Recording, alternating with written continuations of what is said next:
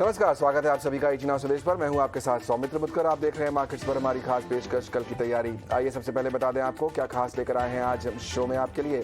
नेल्को ने क्यों पकड़ी है सुपरफास्ट रफ्तार, समझेंगे शो में आगे। पूरा एनालिसिस शामिल होने वाला है शो में। अगस्त के ऑटो बिक्री के आंकड़े आने वाले हैं जल्दी ही, क्या अनुमान है ये बताएंगे। और साथ ही साथ कल तो बाजार बंद है, लेकिन परसों के लिए कुछ दमदार ट्रेडिंग आइडियाज आपके लिए हम शो में जरूर करेंगे शामिल। फेड के बयान के बाद सोमवार को जो मायूसी भारतीय बाजारों में छाई थी, आज बाजार उससे पूरी तरह उबर गया। निफ्टी, सेंसेक्स, बैंक निफ्टी और मिड कैप इंडेक्स पूरे जोश में नजर आए। करीब 450 अंकों की तेजी के साथ निफ्टी 17,750 के पार बंद हुआ है। सेंसेक्स में भी हमने 1550 अंकों की बढ़त देखी और ये चढ़कर 59,500 के ऊपर जाकर बंद हुआ। बैंक निफ्टी और मिड कैप में भी जोरदार तेजी रही। आखिर ये जोश कहां से आया बाजार में और दिन भर किस तरह का एक्शन रहा, बता रही है मेरी सहयोगी मानसी दवे। तो बाजार में अच्छी मजबूती दिन भर देखने को मिली, काफ़ी अच्छा सेशन रहा और ये तेज़ी जो है दिन भर इंटैक्ट रही और क्लोजिंग तक भी ये कायम रही। अच्छी मजबूती वाली क्लोजिंग ही हमने देखी। शुरुआत स्टॉक स्पेसिफिक जहां एक्शन रहा उससे अगर करें, अडानी ग्रुप स्टॉक्स आज फोकस में थे। वैसे तो अडानी ग्रुप और रिलायंस में लगातार हमने देखा है काफ़ी हद तक एक्शन इन दिनों नज़र आ ही रहा है, लेकिन अडानी ग्रुप से जुड़ी आज एक खबर आई। अडानी गौतम अडानी जो हैं वो दुनिया के तीसरे सबसे बड़े रिचेस्ट इंडिविजुअल के तौर पर शामिल हुए और ये खबर एक बहुत बड़ी खबर रही, क्योंकि भारत में एक तरह से कह सकते हैं भारत का नाम दुनिया में रोशन होता हुआ दिखा, क्योंकि इंडियन इंडस्ट्रियलिस्ट का नाम रिचेस्ट पर्सन कैटेगरी में 3rd नंबर पर आना एक बहुत बड़ी चीज़ थी। अडानी ग्रुप स्टॉक्स में अच्छी मजबूती, Adani enterprises, Adani total gas, Adani power जैसे स्टॉक्स में बढ़त के साथ दिन भर कारोबार देखने को मिला। इसके अलावा पतंजलि फूड्स, आज सुबह स्टॉक पर हमने डिस्कशन किया। पतंजलि फूड्स के एनालिस्ट मीट में जो इनके बिजनेस एक्सपेंशन से जुड़ी खबरें आई, उसका एक इम्पैक्ट था जो कि स्टॉक मूवमेंट में देखने को मिला। दिन भर स्टॉक में अच्छी तेजी के बीच कामकाज रहा और क्लोजिंग में भी हमने करीब 4 से 5% के अपमूव पर ही इन स्टॉक्स में ट्रेड देखा। साथ ही नेल्को स्ट्रॉन्ग अपमूव हमने देखा है, आज ही नहीं पिछले 6 महीनों से इसके ट्रेंड को अगर आप देखेंगे बढ़िया तेजी नजर आई और इस स्टॉक पर हमने आपको रिसर्च कर बताया कि स्टॉक में अपमूव के पीछे की वजह क्या है। फंडामेंटल्स काफी पॉजिटिव है। नॉन कोर एसेट मोनेटाइजेशन पर सरकार का काफी फोकस है, जिसके चलते BEML और साथ ही shipping corporation of India focus में रहे। अच्छी मजबूती के बीच दिन भर ट्रेड्स नजर आए। बाजार में स्टॉक स्पेसिफिक मूवमेंट की अगर बात करें, इनफैक्ट तमाम स्टॉक्स में अच्छी मजबूती ही दिख रही थी। कुछ चुनिंदा स्टॉक्स को अगर छोड़ दे वहां पर बिकवाली का दबाव था, बट अदरवाइज HDFC ट्विंस हो, चाहे बैंकिंग स्पेस से जुड़ी ICICI बैंक हो, इन्फोसिस, कोटक बैंक, आज IT प्ले भी अच्छी तेजी दिखा रहे थे। ऑटो बिक्री के आंकड़े आने वाले हैं, इससे ठीक पहले ऑटोमोबाइल स्पेस पर भी फोकस रहा, खासतौर से 2 व्हीलर सेगमेंट से उम्मीदें ज्यादा हैं, तो यहाँ पर आयशर मोटर्स जैसे स्टॉक पर खासतौर से नजर रखनी चाहिए, क्योंकि वहां पर अच्छे अपमूव्स देखने को मिले। मिड कैप गेनिंग कैटेगरी में JSW energy, Oberoi realty, Adani total gas, SRF और साथ ही CESE जैसे स्टॉक्स शामिल रहे। रियल एस्टेट पैक में लगातार बिफोर द फेस्टिवल सीजन अच्छे तेजी के साथ कामकाज हम देख रहे हैं और ऐसे में हमारे एक्सपर्ट्स की तरफ से भी इस सेक्टर से जुड़े स्टॉक्स जैसे कि ओबरॉय रियल्टी, DLF पर लगातार राय भी आती हुई दिखी, तो इन सेक्टर्स पर खास नजर रखें। सेक्टर स्पेसिफिक FMCG में सबसे ज्यादा तेजी दिखी। IT सेक्टर FMCG के ठीक साथ साथ अच्छी तेजी दिखा रहा था, इसके ठीक पीछे financial services, private bank, pharma, automobile space, हर तरफ मजबूती के साथ आज के सत्र में कामकाज दिखा। दमदार सेशन और क्लोजिंग भी काफी अच्छी यहां पर नजर आई। बिल्कुल जोरदार ट्रेडिंग सेशन आज के दिन हमने देखा और बढ़िया तेजी न सिर्फ निफ्टी और सेंसेक्स में बल्कि हर तरफ सारे के सारे जो शेयर हैं आज निफ्टी के 50 के 50 वो ग्रीन में जाकर ही बंद हुए हैं। लेकिन इस तेजी के क्या मायने हैं? ये शॉर्ट टर्म है या फिर अब बाजार में एक लंबी रैली की शुरुआत एक बार फिर हो गई है? क्या फिर से हम दिवाली तक जो न्यू हाईज की बात कर रहे थे वो फिर से चर्चा शुरू कर सकते हैं? मेरे साथ 2 खास मेहमान जुड़ रहे हैं, विपुल काकरिया और अविनाश गोरक्षकर। दोनों का स्वागत करते हैं और उन्हीं से पूछते हैं ये सवाल। विपुल, आप ही से पूछूंगा पहले, क्या आपको लगता है ये शॉर्ट टर्म है रैली या फिर जो चर्चा लगातार चल रही थी कि अब हम न्यू हाईज की तरफ बढ़ रहे हैं, उस तरफ उस डायरेक्शन में जो है बातचीत फिर शुरू होनी चाहिए और अब यहां से ये तेजी जारी रहेगी? आई थिंक बिल्कुल ओवरऑल जो इंडियन मार्केट का सेंटिमेंट है वो पॉजिटिव है ग्लोबल तौर पे। तो जैसे पिछले सप्ताह भी हमने जब डिस्कशन किया था तो मेरी यही राय थी कि इंडियन मार्केट्स में करेंटली जो भी डिप आए इट्स अ बाइंग अपॉर्चुनिटी और अवश्य हम उम्मीद कर सकते हैं कि भाई दिवाली तक जो ऑल टाइम हाई था निफ्टी का वो स्केल आउट हो जाए और नए हाईज हमें देखने को मिले। फिलहाल के लिए एक छोटा सा रेजिस्टेंस है 17,800 850 के रेंज का, अगर वो क्रॉस कर जाए निफ्टी सस्टेन कर जाए तो काफी आशा रहेगी कि भाई ये अभी ऑल टाइम हाई तक निफ्टी चले जाए। ओके, तो ऐसा लग रहा है कि निफ्टी ऑल टाइम हाई तक जा सकता है। अविनाश, आपने क्या रीड किया आज के मार्केट में? क्योंकि जो कमेंट्री आई थी यूएस से वो बहुत पॉजिटिव तो थी नहीं, उसका इम्पैक्ट हमने ग्लोबल मार्केट पर देखा, हमारे बाजारों पर कल देखा। आज सडनली एक पूरा इतनी तेजी से पुल बैक आया और जितना भी लॉस कल देखा था बाजार ने वो सारा वाइप आउट कर दिया। अब क्या लगता है आपको कि क्या सारे नेगेटिव्स बाजार ने पचा लिए हैं? Good evening Soumitra. देखिए सौमित्र, पहली बात तो आज के बाजार की बात करें तो आज एफआई का नंबर जो आ गया है वो काफी तगड़ा है, करीबन 4000 करोड़ की बाइंग आ गई है। लेकिन हमको ये भी समझना चाहिए कि आज के बाइंग में आज एमएससीआई का रीबैलेंसिंग भी था, तो थोड़ा बहुत इम्पैक्ट इसका भी मार्केट में आया है। बट डेफिनेटली मार्केट सेंटिमेंट सुधरा है। अभी ये कब तक चलेगा ये कहने वाली बात है, क्योंकि जैसे आपने सही कहा कि जो जैक्सन होल मीटिंग के बाद पवेल साहब ने जो कमेंट्री दी थी वो थोड़ी सी कॉशियस जरूर थी। ऐसा लग नहीं रहा है कि 75 बेसिस पॉइंट से नीचे रेट हाइक आएगा। तो मुझे लग रहा है कि आज का जो मूवमेंट है उसको होपफुली कल के हॉलीडे के बाद अगर होपफुली मार्केट सस्टेन करता है तो ही इस रैली को हम थोड़ा सा सस्टेनेबल कह सकते हैं। अदरवाइज हो सकता है कि कल की छुट्टी के बाद थोड़ी बहुत मुनाफा वसूली भी आ सकती है। तो मेरे ख्याल से स्टॉक स्पेसिफिक अप्रोच ही रखना will be more better. Index को लेके मुझे लग रहा है कि शायद थोड़ा सा और सस्टेन होना जरूरी है, उसके बाद ही हम समझ सकते हैं कि ये ट्रेंड पॉजिटिव रहेगा। बट नेट आज का सेशन काफी अच्छा था और मेरे ख्याल से काफी सेक्टर्स, मेरे ख्याल से जो अंडर परफॉर्मिंग वाले सेक्टर्स है जैसे कि आईटी था, वहां पे भी आपको अच्छी तेजी देखने को मिली। तो ओवरऑल आई थिंक सेंटिमेंट अच्छा था तो सारे सेक्टर्स चले, but I think stock specific रहना विल बी बेटर स्ट्रेटेजी। मतलब वो माहौल बाजार में नहीं आया है कि आप जो खरीदेंगे उसमें कमाई हो जाएगी। ऐसा मूड आता है कभी कभी बाजार में जब सभी चीज़ें चल रही होती हैं और आपको लगता है कि आप थोड़ी बहुत खरीदारी अगर अलग अलग सेक्टर्स में कर लें, बहुत ज़्यादा कोशिश न करें स्टॉक स्पेसिफिक होने की, तो भी पैसा बन जाएगा। लेकिन अभी वो बाजार में माहौल नहीं आया है, अभी भी स्टॉक स्पेसिफिक रहने की ज़रूरत है। और इसीलिए हम भी आगे बढ़ाते हैं स्टॉक्स की चर्चा को। आज जैसा कि हमने आपको बताया, निफ्टी के 50 शेयर पॉजिटिव में जाकर बंद हुए हैं। जोरदार खरीदारी सब तरफ थी, लेकिन एक स्टॉक जो आज अलग खड़ा था वो था नेल्को का। हमने देखा एक बार फिर से यहां पर जो है 5% का अपर सर्किट लगता हुआ दिखा है। काफी दिनों से इस स्टॉक में अच्छी तेजी दिख रही है, मल्टी बैगर बनता हुआ जा रहा है। खास रिसर्च लेके मेरे सहयोगी शरद दुबे जुड़ रहे हैं। शरद, क्या वजह है इस जोरदार एक्शन के पीछे नेल्को में? जी बिल्कुल, आप कह सकते हैं कि टाटा ग्रुप का जो है ये एक रतन है स्टॉक। और नेल्को के स्टॉक रिएक्शन भी देखिए, एक महीने में 40% के ऊपर आई है। और जब 2021 में रीस्ट्रक्चरिंग हुई थी तब से लेके अब तक जो है स्टॉक 5 गुना भाग चुका है। तो ऑफकोर्स ये तो ग्रोथ की बात हुई, लेकिन जो अभी ज़ोरदार एक्शन पिछले 2 या 3 ट्रेडिंग सेशन में देखने मिल रहा है, पिछले 3 सेशन में लगभग 25% स्टॉक जो है ऊपर चढ़ चुका है। अब इसका मेन रीज़न ये है कि इंटेलसाट के साथ जो है उनका एक करार हुआ है सैटेलाइट कम्युनिकेशन सर्विसेज के लेके। इसका मतलब आप प्लेन में अगर बैठे हैं तो आप जो है इंटरनेट सर्विस कर सकते हैं, और उसके कारण जो है ये कनेक्टिविटी जो है ये देखने मिल सकती है। अब ऐलान के बाद जो है स्टॉक में अच्छी तेज़ी भी देखने मिली है। लेकिन एक चीज़ समझ लेते कि नेल्को करती क्या है। तो नेल्को जो है आपके सैटेलाइट कम्युनिकेशन सर्विसेज जो वीसैट बोलते हैं उसमें डील करती है। इसका मतलब फाइबर वाइबर नहीं लगता है और सैटेलाइट से ही जो है डेटा कम्युनिकेशन होती है और डेटा का जो है आप कह सकते हैं मूवमेंट्स देखने मिल सकता है। तो ये इसके कारण नेल्को जो है फेमस है। और याद रखिए मरीन में और आप कह सकते हैं हवाई जहाज़ में इसको यूज़ पे भी लेते हैं। लेकिन इसके अहम ग्रोथ ड्राइवर का है, क्या रैली हो रहे हैं स्टॉक्स के, उस पर भी फोकस करते हैं। तो सबसे पहले जो है सैटकॉम का कारोबार जो है बहुत स्ट्रॉन्ग है, अच्छा ग्रोथ है और रेवेन्यू पोटेंशियल बहुत स्ट्रॉन्ग है। इसके अलावा अभी देश में सिर्फ 4 वीसैट के लाइसेंसेस दिए गए। इसका मतलब जो है बिजनेस में एक मोट बन जाता है। और आगे जाते हुए जो है एंटरप्राइज और IFMC जो सेगमेंट्स है वहाँ पे पकड़ मजबूत बनी है, मार्केट शेयर गेन्स देखने मिला है। और डिजिटल और एनालिटिकल सॉल्यूशंस पे भी आगे फोकस रहने वाला है। अब ये 2021 में रीस्ट्रक्चरिंग हुई थी कंपनी की। पहले कंपनी सिर्फ इक्विपमेंट्स बनाती थी स्पेस के लिए, लेकिन उनकी जो एक आर्म थी जहाँ पे सर्विसेज दे रहे थे सॉफ्टवेयर की, अब उसको भी शामिल कर दिया गया। उसके बाद से री रेटिंग स्टॉक में देखने मिली है। और हाँ, याद रखिए विमान और शिप ये सबसे इम्पॉर्टेंट जो है इनके यूजर्स रहे हैं।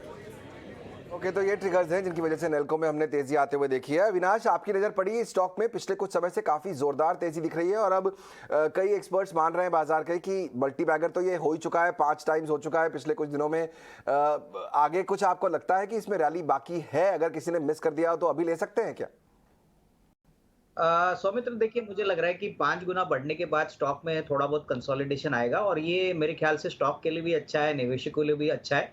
लेकिन इसमें कोई डाउट नहीं कि आने वाले 2-3 सालों में ग्रोथ पोटेंशियल बहुत स्ट्रॉन्ग है। इनफैक्ट काफ़ी समय तक ये टाटा ग्रुप कंपनी बहुत सुस्त हुआ करती थी, लेकिन अभी जो डेवलपमेंट्स हो गए हैं मेरे ख्याल से इनके लिए बिज़नेस पॉइंट ऑफ व्यू से काफ़ी स्ट्रॉन्ग है। इनफैक्ट शरद ने जैसे कहा कि एविएशन और मरीन सेक्टर में तो ऑब्वियसली नेल्को एक बहुत बड़ा प्लेयर है क्योंकि ये वीसैट के माध्यम से अपने सर्विसेज देती है। लेकिन इवन बैंकों की जो एटीएम्स है वहाँ पे भी नेल्को काफ़ी प्रोमिनेंट है क्योंकि एटीएम्स भी वायरलेस या इंटरनेट से कनेक्टेड होते हैं, तो यहाँ पे भी अपॉर्चुनिटी काफ़ी बड़ी है क्योंकि जैसे-जैसे बैंकों के एटीएम्स बढ़ेंगे, वहाँ पे डेफिनेटली नेल्को का पोटेंशियल बढ़ेगा।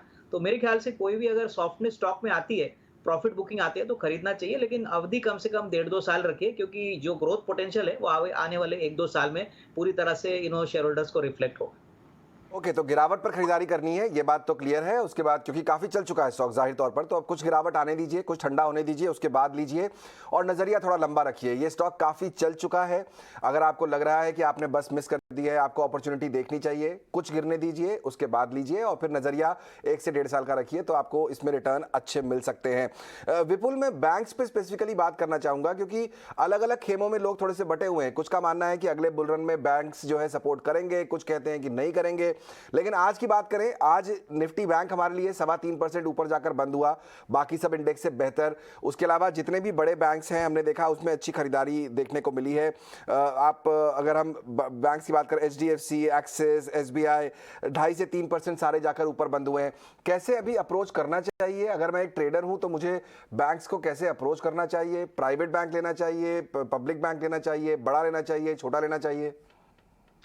आई think no doubt Saumitra ji के इसमें जो ग्रोथ मोमेंटम अभी चला है बैंक निफ्टी में, majorly it has been driven by private bank, उनसे चला ये। और जो हम काफी टाइम से ट्रैक भी कर रहे थे कि जो एक आईसीआईसीआई बैंक शेयर है वो अभी ऑल टाइम हाइज के ऊपर चल रहा है और हमारे प्रोजेक्शन के हिसाब से इस साल तक आईसीआईसीआई बैंक में 1,000 रुपए का लक्ष्य हम जरूर देते हैं इसमें। तो ये की ड्राइवर रहेगा, की कंपोनेंट है। एंड एचडीएफसी बैंक में भी नीचे तरफ से वापस से हम एक पुल बैक देख रहे हैं, एक बेस बना के अब अपटेक आ रहा है एचडीएफसी बैंक में। तो डेफिनेटली एज अ ट्रेडर जहां पर भी मुझे डिप मिलेगी, बाइंग ऑन डिप्स की ही सलाह मेरी रहेगी बैंकिंग स्पेस में। एंड पीएसयू बैंक की अगर जब बात करें तो पीएसयू बैंक में हमने एक अपटेक देखा है, पिछले कुछ एक क्वार्टर से एक अपटेक का साइन है वहां पर। तो सिलेक्टेड स्टॉक्स में हम पीएसयू स्पेस में भी हम कुछ इंटरेस्ट बना सकते हैं और वहां का जो लीडर है एसबीआई, तो वो हमेशा इससे रडार पे रहेगा फॉर फर्दर। ओके, तो अगर पीएसयू स्पेस में जाना चाहते हैं तो एसबीआई लीडर रहेगा। प्राइवेट में आईसीआईसीआई बैंक में अच्छे स्कोप दिखाई दे रहे हैं। बेसिकली बड़े बैंकों के साथ रहिए तो ही आपको अच्छे रिटर्न्स मिलने की उम्मीद है, कमाई आपकी बेहतरीन होती जाएगी। यहाँ पर एक स्टॉक और मैं पूछना चाहूँगा आपसे अविनाश, वो है पतंजलि फूड्स। जिस तरह से कंपनी धीरे धीरे आगे बढ़ रही है और अब जो अनाउंसमेंट्स आए हैं, जो एनालिस्ट मीट हुई उसके बाद कंपनी ने कहा है कि वो जो है अगले 5 साल में 35,000 करोड़ तक का जो बिजनेस है वो फूड बिजनेस से करेंगे। जो टोटल आय है धीरे धीरे कंपनी जो है वो क्लैरिटी और दे रही है अपने बिजनेस में। आपको ये स्टॉक कैसा लगता है? क्या आप लेना चाहेंगे इसे?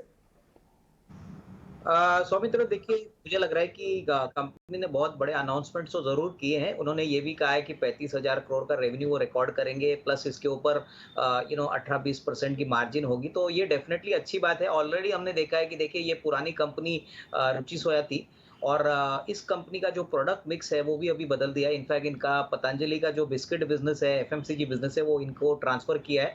तो आने वाले 2-3 साल में तो डेफिनेटली ग्रोथ पोटेंशियल काफी सिग्निफिकेंटली होगा, लेकिन मुझे खरीदने के लिए अभी ये रेट इमीडिएटली अट्रैक्टिव नहीं लग रहा है। शेयर निचले लेवल से काफी भाग चुका है, तो थोड़ा सा करेक्शन के बाद मैं खरीदना चाहूंगा।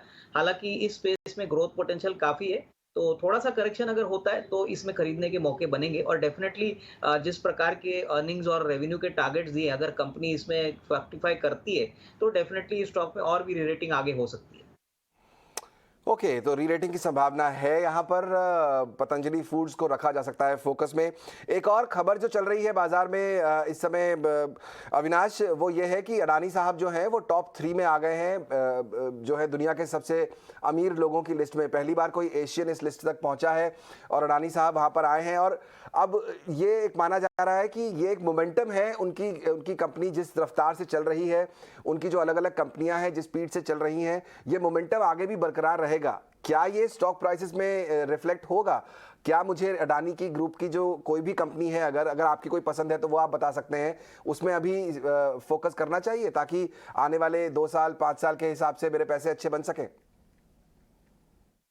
देखिए सौमित्र, पहली बात तो प्रमोटर की वेल्थ बढ़ती है तो उसका मतलब ये नहीं कि कंपनी की वेल्थ बढ़ती है। मेरे ख्याल से आपको थोड़ा सा ये समझना चाहिए कि कंपनी की अर्निंग्स, कंपनी का जो वेल्थ होता है वो उसके अर्निंग्स ग्रोथ से बढ़ती है, उसके बिजनेस मॉडल से बदलती है। तो मुझे लग रहा है कि इसमें जो सबसे अच्छा ग्रुप कंपनी जो मुझे पसंद है वो अडानी पोर्ट्स रहेगा। अडानी पोर्ट्स एक बहुत ही बेहतरीन पोर्ट इंफ्रा प्ले है और जिस प्रकार की ग्रोथ इंडियन इकोनॉमी रिकॉर्ड करेगी इस साल और आगे भी करेगी, उसका फायदा डेफिनेटली अडानी पोर्ट्स को मिलेगा। ये बात भी मैं कहना चाहूंगा कि अडानी पोर्ट्स एक वर्चुअल मोनोपोली बिजनेस जैसा बन चुका है। 30-35 पोर्ट्स इनके अंडर है और ये एक बेसिक नेसेसिटी होती है इंपोर्ट एक्सपोर्ट करने के लिए। तो बिजनेस की कोई कमी नहीं है, बट ओवरऑल मुझे लग रहा है कि बाकी सारी कंपनीज में थोड़ा सा इन्वेस्टर्स को थोड़ा कॉशियस व्यू लेना चाहिए, क्योंकि कर्जे के पॉइंट ऑफ व्यू से ये कंपनीज काफी लिवरेज्ड है।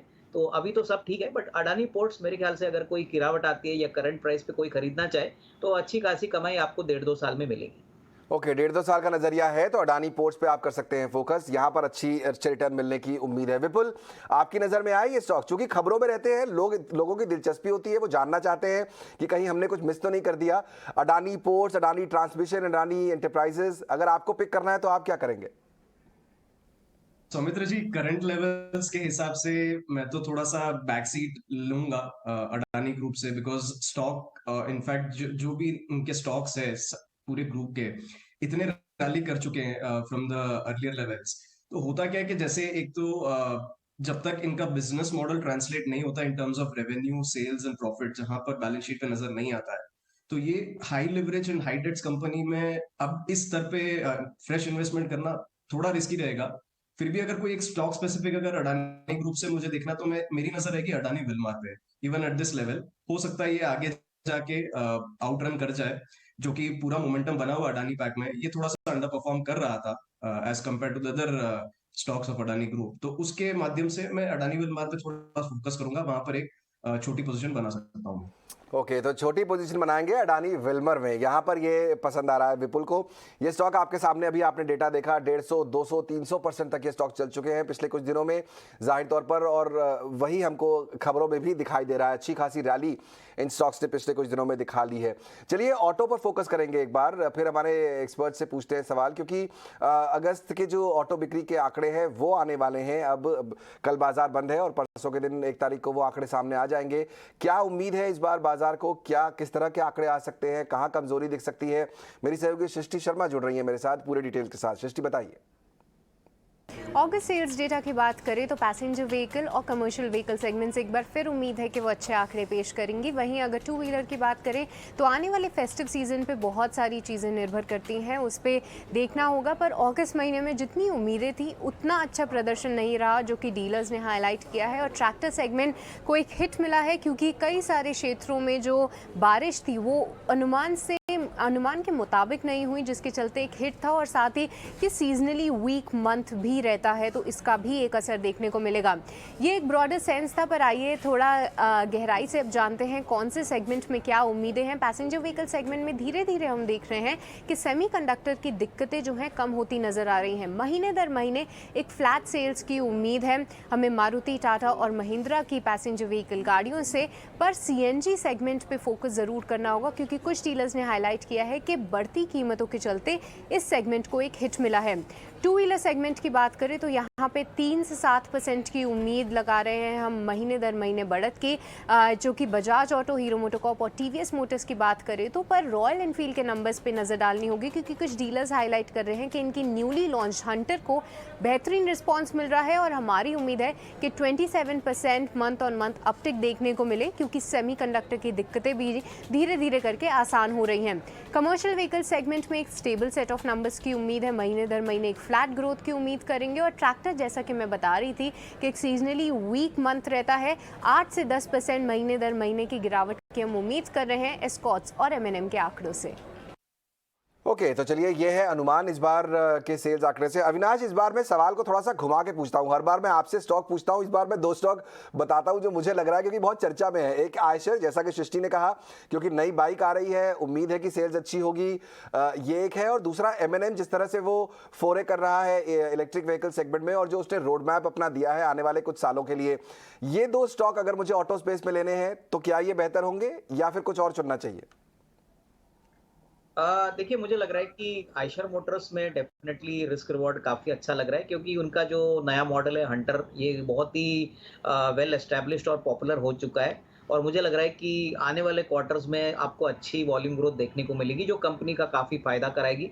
तो मेरे ख्याल से देखिए, आयशर मोटर्स तो टू व्हीलर भी बनाता है, प्लस इनके कमर्शियल व्हीकल का भी बिजनेस है। दोनों बिजनेसेस बहुत हेल्दी ट्रैक्शन में है। तो मेरे ख्याल से इसमें कोई डाउट नहीं कि अगर कोई आयशर मोटर्स खरीदता है तो अगले 12-15 महीने में अच्छी रिटर्न्स आएगी। रही बात महिंद्रा एंड महिंद्रा की, तो आपको भी पता होगा कि इनकी जो नई गाड़ी है स्कॉर्पियो एन, हार्डली आधे घंटे में इनको 1 लाख गाड़ियों की बुकिंग मिली है।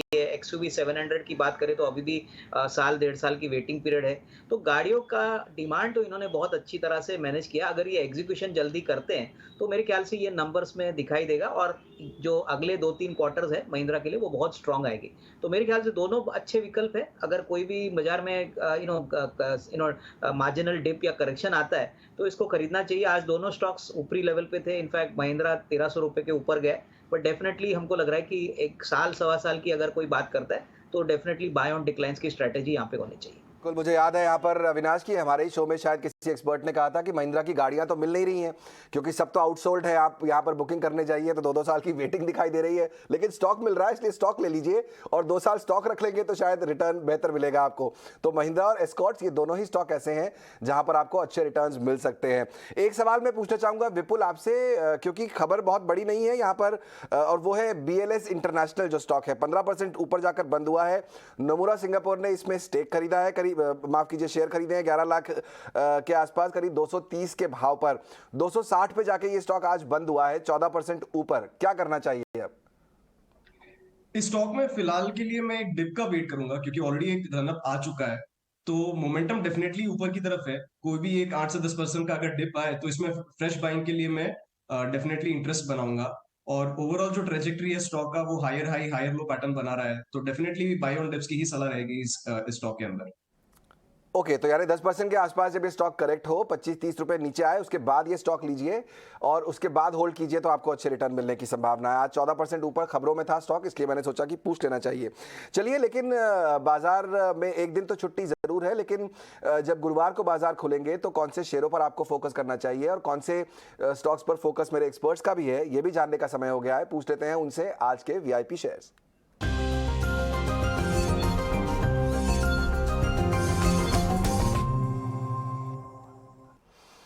विपुल, आपसे शुरुआत करते हैं। बताइए कि गुरुवार को जब बाजार खोलेंगे तो कौन से स्टॉक्स पर फोकस होगा आपका? मेरा फोकस रहेगा एक कंपनी RHI मैग्नेसिटा, जिसका प्राइस करंटली चल रहा है 500 रुपए के आसपास। मुझे इस स्टॉक को खरीदने में इंटरेस्ट रहेगा, जहां पर मैं टारगेट देख रहा हूँ करीबन 630 और 650 के स्तर के लिए। तो ये मेरा एक अपॉर्चुनिटी रहेगा। थर्सडे के बाजार जब खुलेंगे तब मैं इस स्टॉक को बाइंग करने के लिए इंटरेस्ट रखूंगा। कितने समय इसको होल्ड करना होगा? ये 2 दिन का ट्रेड है, इस वीक का या अगले हफ्ते का? ये पोजिशनल होल्ड करिए आप। 2 से 4 दिन लगेंगे इसको मूवमेंट आने के लिए। एंड अगर मार्जिनल कहीं डिप पर भी आए तो आप डिप में बाई करें और बेटर अपॉर्चुनिटी आपका रिस्क रिवॉर्ड इसमें बन जाएगा। ओके, 2 से 4 दिन रखिए। पोजिशनल कॉल है यहाँ पर। 628 से 650 तक के टारगेट दिखाई देते हैं। RHI मैग्नेसिटा पर आप कर सकते हैं फोकस। अविनाश, आपकी तरफ आपका फोकस कहाँ पर होगा? सौमित्र, मुझे 2 स्टॉक्स पसंद है। पहला तो कोल इंडिया, क्योंकि ये एक ऐसी कंपनी है जो कोल की मोनोपोली इंडिया में चलाती है और कोल की कीमतें ग्लोबली बहुत सिग्निफिकेंटली बढ़ी है। तो मुझे लग रहा है कि आने वाला साल इनके लिए काफ़ी अच्छा रहेगा। इनफैक्ट ऑलरेडी स्टॉक 7% के डिविडेंड यील्ड पे चल रहा है। इस साल हमारा मानना है 23 के लिए करीबन 46 रुपए की अर्निंग आएगी और हो सकता है कि डिविडेंड भी अच्छी तरह से बढ़ाए, तो डिविडेंड यील्ड भी 9-10% हो। तो ये बहुत ही डीप वैल्यू स्टॉक है। हमको लग रहा है कम से कम 280-290 आपको अगले 12 महीने में पॉसिबल है, ऐसा लग रहा है। और दूसरा स्टॉक जो मुझे पसंद है वो बेसिकली टेगा इंडस्ट्रीज है। देखिए टेगा इंडस्ट्रीज का आईपीओ रिसेंटली आया था। ये कंपनी माइनिंग सेक्टर के लिए स्पेशलाइज्ड कंज्यूमर इनपुट्स बनाती है, जैसे कि मिल लाइनर्स। इनका बिजनेस में इनका काफी बड़ा डोमिनेंट शेयर है और ऑर्डर बुक भी काफी स्ट्रांग है। पिछले साल करीबन 950 करोड़ की टॉप लाइन पे 117 करोड़ का प्रॉफिट किया था और क्वार्टर 1 में भी कंपनी की मैनेजमेंट कमेंट्री बहुत बढ़िया है। तो मुझे लग रहा है कि यहाँ पे भी अगर 12 से 15 महीने की अवधि कोई रखता है और खरीदता है तो कम से कम 690 700 का टारगेट प्राइस मिलेगा। तो ये दोनों स्टॉक्स मेरी तरफ से। चलिए, यानी एक पुराना एक नया स्टॉक, एक है कोल इंडिया, दूसरा है टेगा इंडस्ट्रीज। इन दोनों को आप कर सकते हैं पोर्टफोलियो में शामिल। समय दीजिए, 12 से 15 महीने का रिटर्न अच्छे मिलने की उम्मीद है। बहुत बहुत शुक्रिया अविनाश और विपुल आज शो में शामिल होकर हमसे ये चर्चा करने के लिए। फिलहाल मुझे और पूरी टीम को भी दीजिए इजाजत, लेकिन आप बने रहिए ईटी नाउ स्वदेश के साथ।